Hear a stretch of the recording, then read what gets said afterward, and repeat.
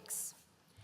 Regarding my external engagements, let me highlight my address to the Permanent Council in Vienna, which was very useful to express our collective support for the Maltese chairpersonship, particularly on sensitive issues such as appointing new OSCE heads and adopting a budget, as well as future chairpersonships beyond the year 2025.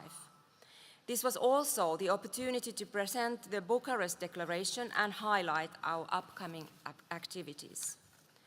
Last month, I participated in the EU Common Foreign and Security Interparliamentary Conference in Budapest, where I underlined the role of multilateral organizations in fostering security through adherence to international law and a strong commitment to democracy.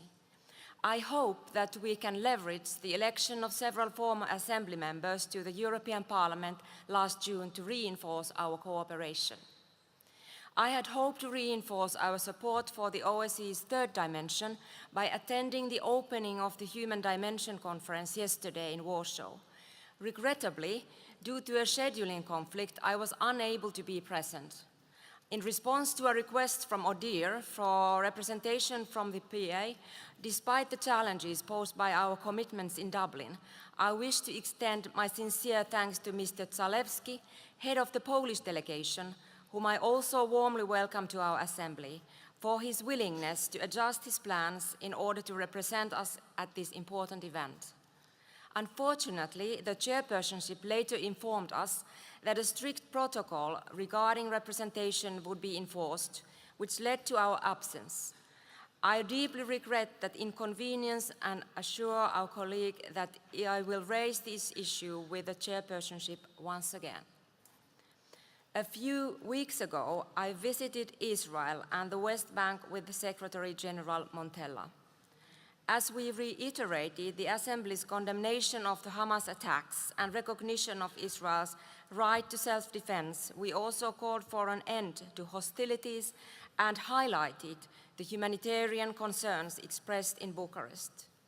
Given current events, I have no doubt that we will have opportunities this week to also discuss the situation in Lebanon and the north of Israel, plus Iran's missile attack yesterday.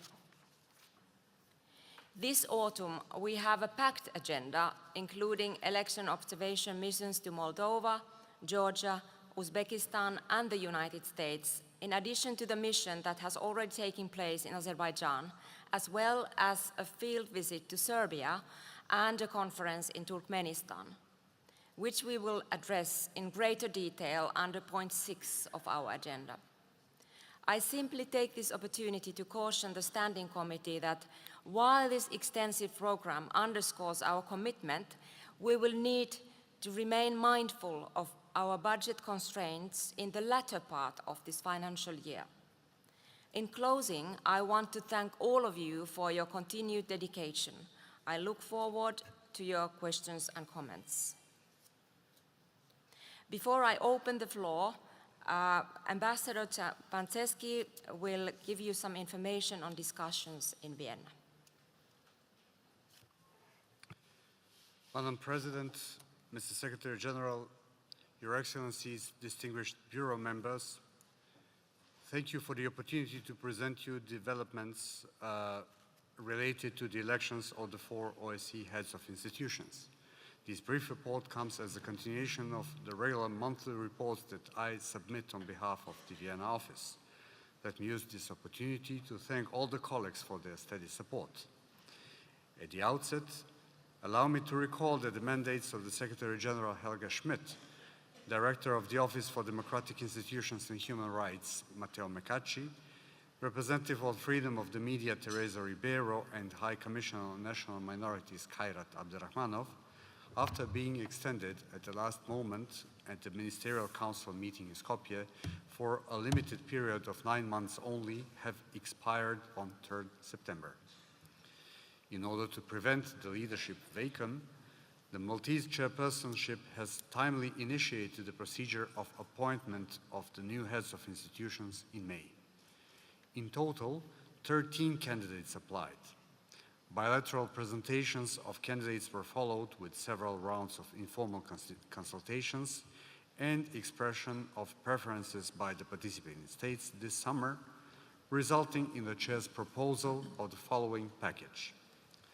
Ambassador Igli Hassani from Albania for the Secretary General, Ambassador Christoph Kamp from the Netherlands for the Director of the Office of Democratic Institutions and Human Rights, Ambassador Ketevan Tsikelashvili from Georgia for High Commissioner on National Minorities, and Ambassador Jan Bratu from Norway for the Representative on Freedom of the Media. It should be noted that Turkey and Greece have jointly presented Ambassador Feridun Siniroglu and Ambassador Maria Telalian as a package candidates for the posts of Secretary General and Director of ODIHR. Upon request of the two countries, the Chair has offered the following alternative package.